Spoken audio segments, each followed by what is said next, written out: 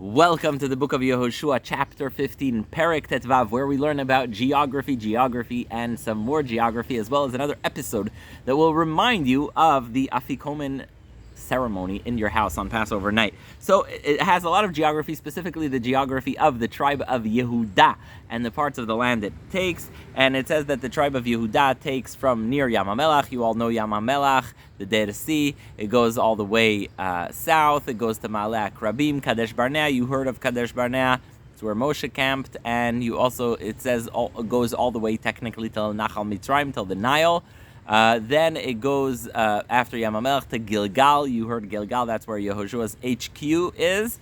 And it goes all the way north from Gilgal near Ma'ale Adumim. Ma'ale Adumim is this lovely city you'll see when you drive from Jerusalem to the Dead Sea.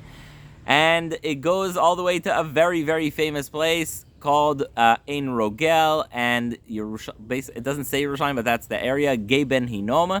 It does say Yerushalayim. So Ein Rogel is where King David hangs out, and you also have Gei Ben Hinnom, which is the valley between today's walls of the old city and the King David Hotel, as well as the Yamin Moshe neighborhood.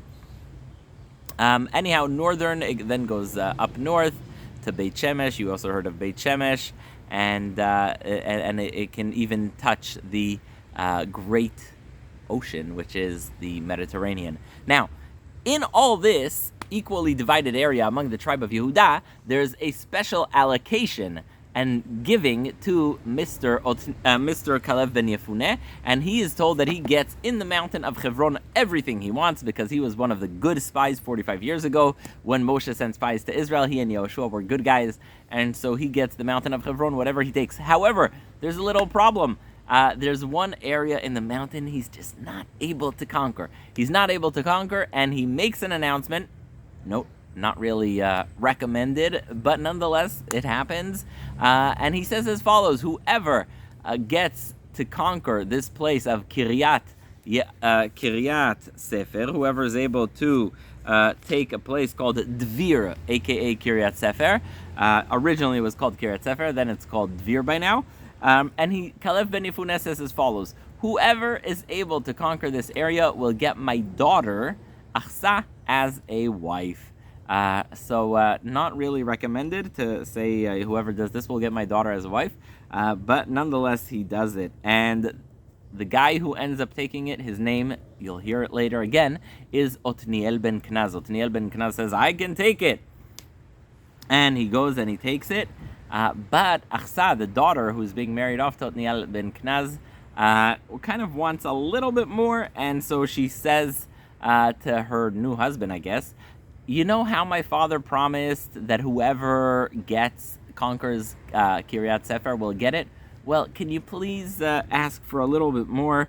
And she comes to her father, Kalev, and she comes riding on the donkey. She drops off the donkey, a lot of drama there, and she says, please, can I please have also another area? And he gives her also a certain portion of the Negev called Gulot Maim. I guess it was an area filled with water, and that is the tribe of Yehuda. It goes through all these different little cities that the tribe of Yehuda has. I recommend looking at it because you'll recognize some cities. Chetzron is Chatzor. Tziklag is a city you'll see later with David. Ashvila, Eshtaol, Vetzorah. You'll see that city in the context later of Shimshon. There's Beit Dagon, obviously you'll hear about. Ashdod. Who doesn't know Ashdod? Beautiful port city today in Israel. And there's just a lot of places you might recognize. And it ends with a very dramatic pasuk that we'll hear about so much later. And that is as follows.